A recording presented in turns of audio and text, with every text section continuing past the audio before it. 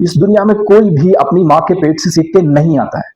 आज आप जिस परिस्थिति में हैं, आज आप जिस सिचुएशन में हैं, आज आप जिस अज्ञान में खड़े हैं, उसी अज्ञान में पूरी दुनिया के जितने भी सक्सेसफुल लोग हैं, वो सब वहीं खड़े थे। आप जहां हो वहीं थे वो भी। एक दिन वो भी वहीं खड़े थे।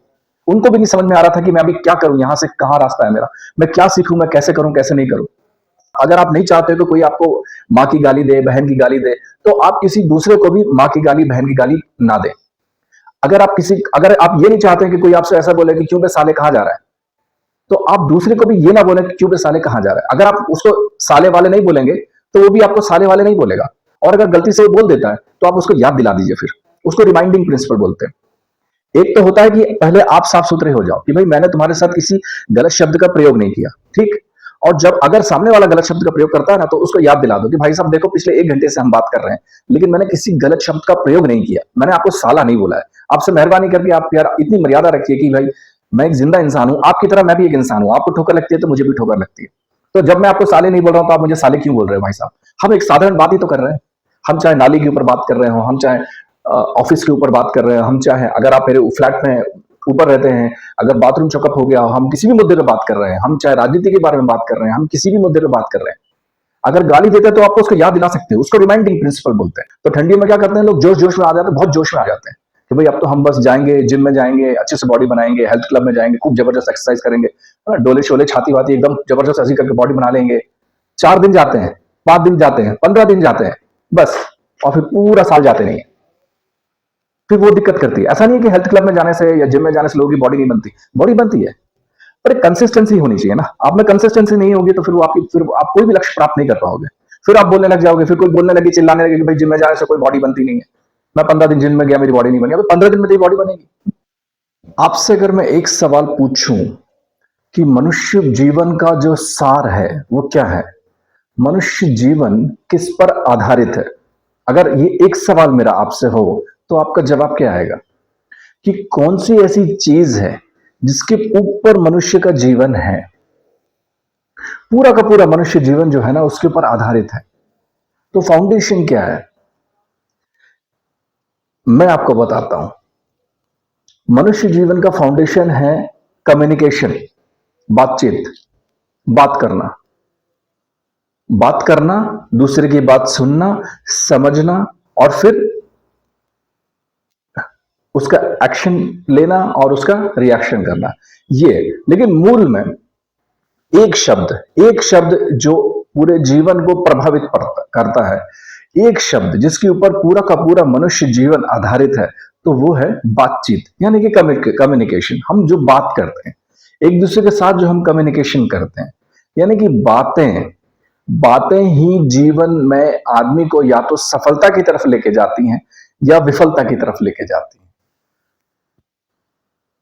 आप कैसी बातें करते हो, कौन से शब्दों का प्रयोग करते हो, कौन से वाक्यों का प्रयोग करते हो, इस पर आपका सक्सेस यानी कि आपकी सफलता और असफलता आधारित है।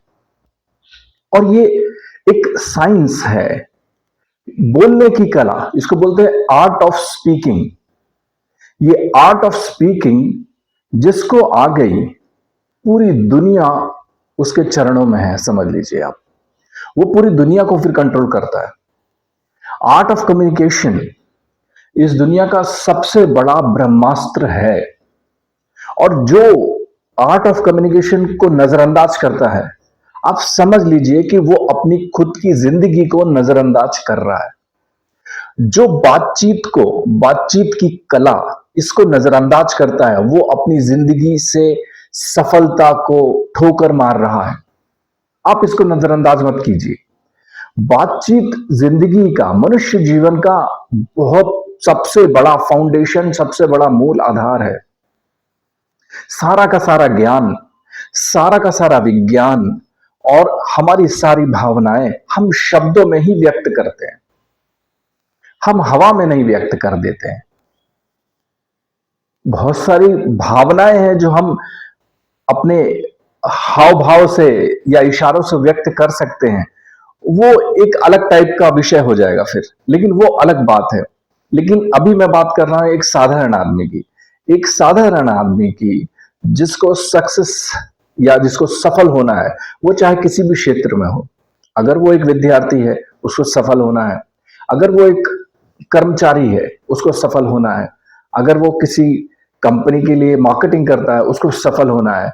अगर वो एक एक व्यक्ति है, अगर उसको अपने घर में अच्छे से रहना है, उसको समाज में अच्छे से रहना है, तो उस एक व्यक्ति को आप स्वीकार कब करते हैं? आप किसी भी व्यक्ति को स्वीकार तब करते हैं जब वो अच्छे शब्दों का उपयोग कर कर आपसे बात करे। अगर कोई व्यक्ति आपसे गलत शब्दों का या गलत वाक्यों का उपयोग करके आपसे बात करेगा, तो आप उसको फिर दुश्मन समझेंगे, आप उसको नजरअंदाज कर देंगे या उसको भगा देंगे, या उसके साथ फिर बहुत बुरे से बुरा और बदतर से बदतर उसके साथ हो सकता है। पर ये क्यों होता है? ये शब्दों से ही होता है।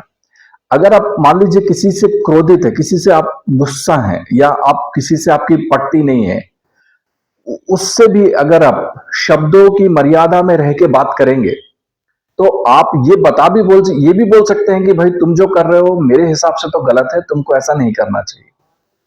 और तुम ये भी आप बहुत आराम से ये समझा दोगे कि भाई तुम्हें ऐसा नहीं करना चाहिए, क्योंकि जैसे तुम एक इंसान हो वैसे मैं भी एक इंसान हूं।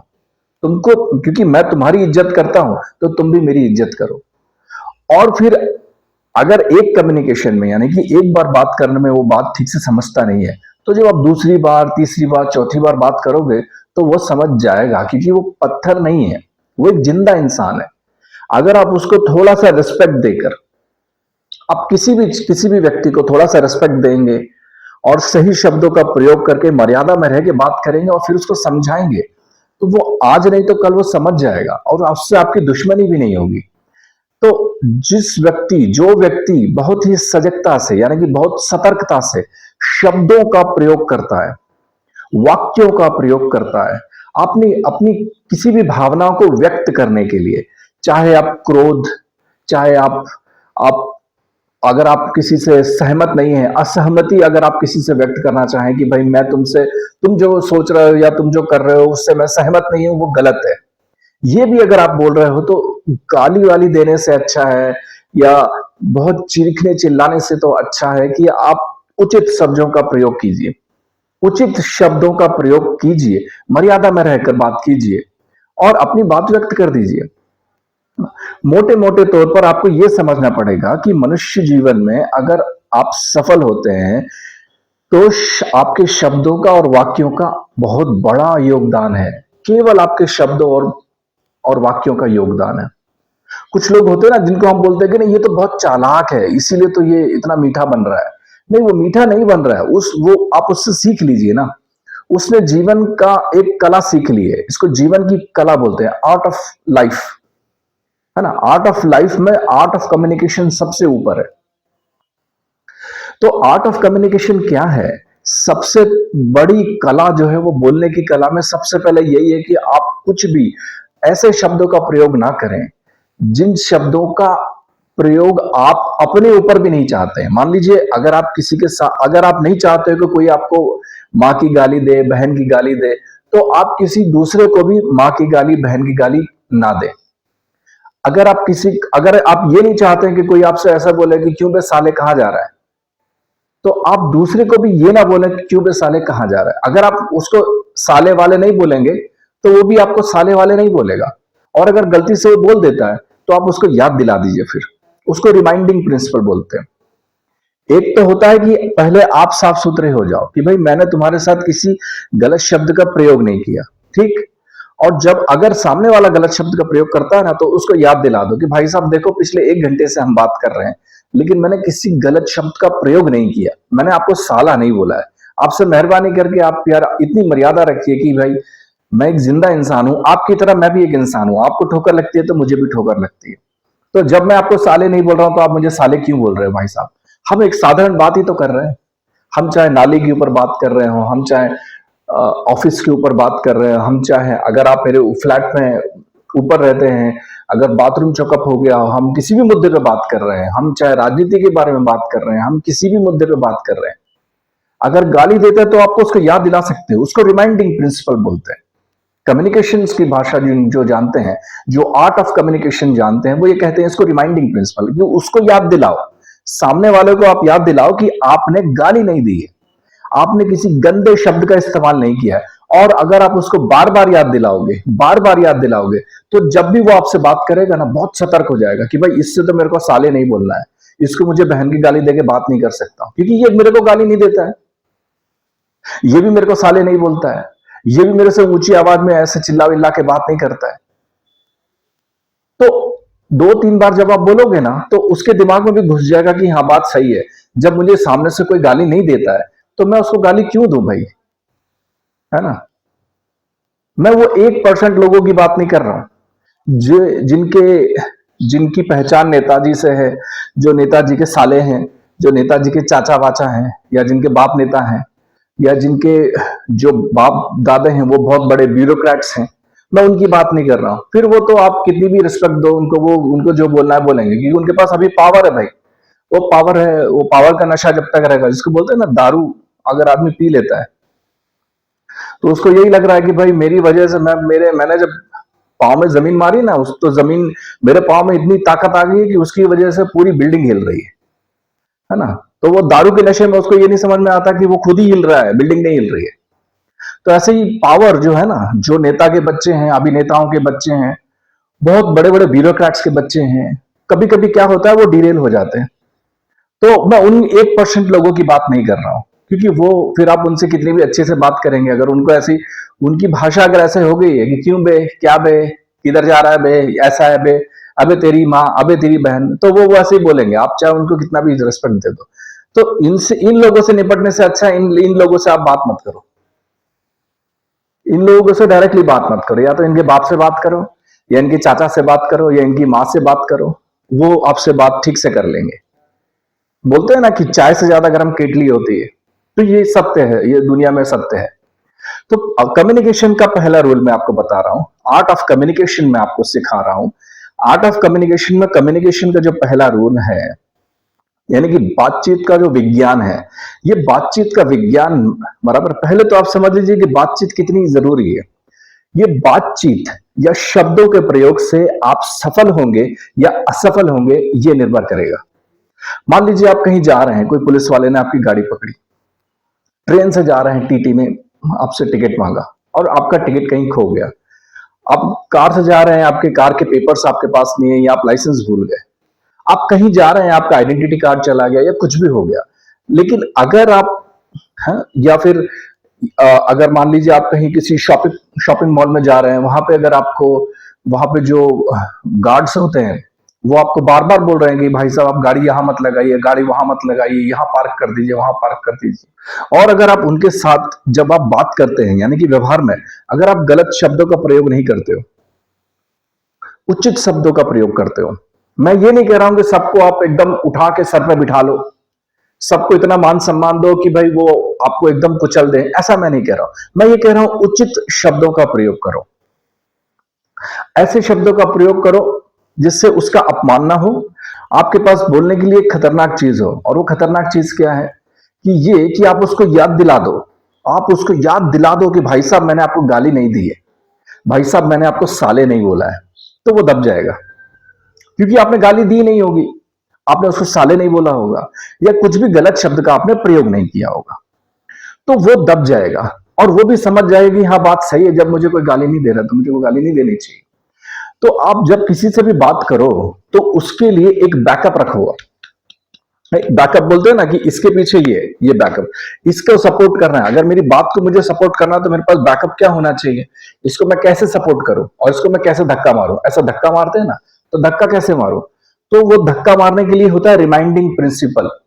पहले आपने सही कर्म किया, सही कर्म क्या किया, ज्ञान सहित कर्म किया। ज्ञान सहित कर्म क्या किया आपने, पहले आपने ज्ञान सहित कर्म किया कि आपने किसी गंदी बात का इस्तेमाल नहीं किया, आपने किसी एकदम अग्रेसिव लैंग्वेज या अग्रेसिव शब्द या गंदे शब्द का या गंदे वाक्य का उपयोग नहीं किया, और आपने यथा उचित एकदम उस ऐसी शब्दों का प्रयोग नहीं किया जिससे उसका अपमान हो जाए, है ना। फिर आपने उससे बात की, अगर आप उसने फिर आपको धक्का मारा, उसने कुछ गाली दी, अबे साले, अबे ऐसा कुछ भी बोला उसने, तो आपके पास बैकअप क्या होगा, बैकअप ये होगा कि भाई साहब मैंने गाली नहीं दी आपको, आप गाली देके बात ना करें।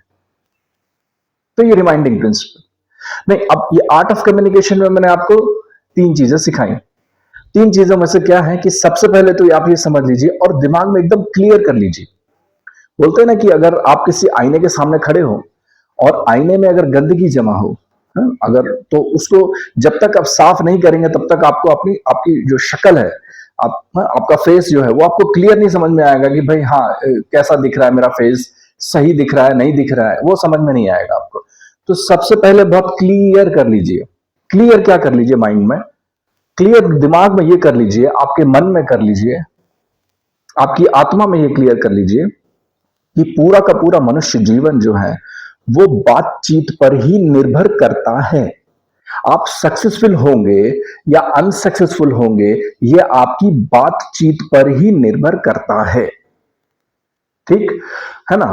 तो आर्ट ऑफ कम्युनिकेशन में फर्स्ट इसको बोलते हैं ये फाउंडेशन है लाइफ का, ये लाइफ का फाउंडेशन है भाई साहब।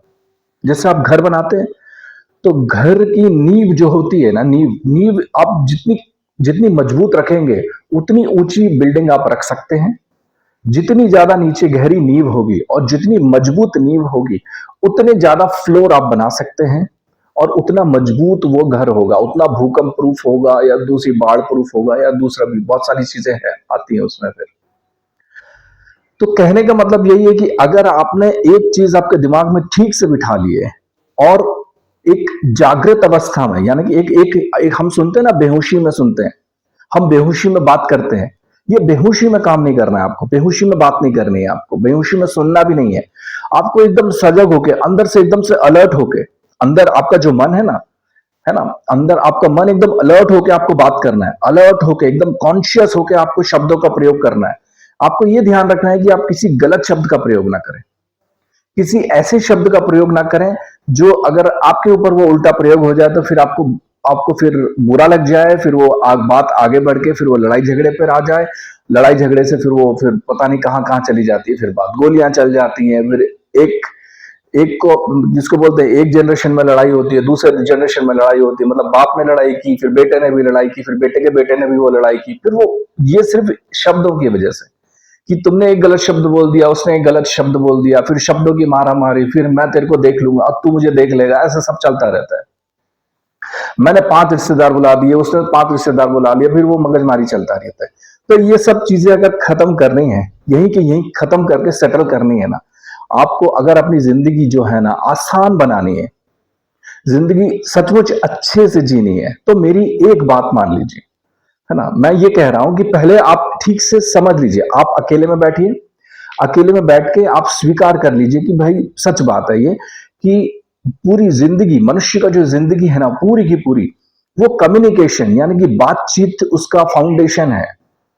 हम जैसी बातचीत करेंगे हमारे घर वालों के साथ, हमारे पड़ोस के साथ, हमारे दोस्तों के साथ, हमारे कोलीग्स के साथ, हमारे ऑफिस में मित्रों के साथ, कहीं भी जहां भी हम जा रहे हैं, बस में, ट्रेन में, इधर कहीं भी हम जा रहे हैं, तो हम जैसी बात करेंगे बराबर, हमारी पूरी जिंदगी और हमारे दोस्त और हमारे दुश्मन कितने होंगे ये हमारी बातचीत पर आधारित होता है। कम से कम 98%, 99% ये बात सच्ची है। तो आप ये पहले मान लीजिए और ये चीज आप शांति से, एकाग्रता से आप स्वीकार कर लीजिए कि ये बात सच है। दूसरी बात, जब भी आप किसी से बात करें तो इस चीज का बहुत और खास ध्यान रखें कि आप किसी भी गलत शब्दों का प्रयोग ना करें या ऐसे शब्दों का प्रयोग ना करें जिससे सामने वाले का अपमान होता है। क्योंकि फिर अगर उसका अपमान अगर आप एक बीच के शब्द उपयोग करोगे या ऐसे शब्दों का उपयोग करोगे जिससे सामने वाले का अपमान नहीं होता है और फिर वो अगर आपको गाली देता है या वो आपको अगर अपमानित करता है या चिल्ला के ज्यादा कुछ बोलता है तो आपके पास एक बैकअप होगा।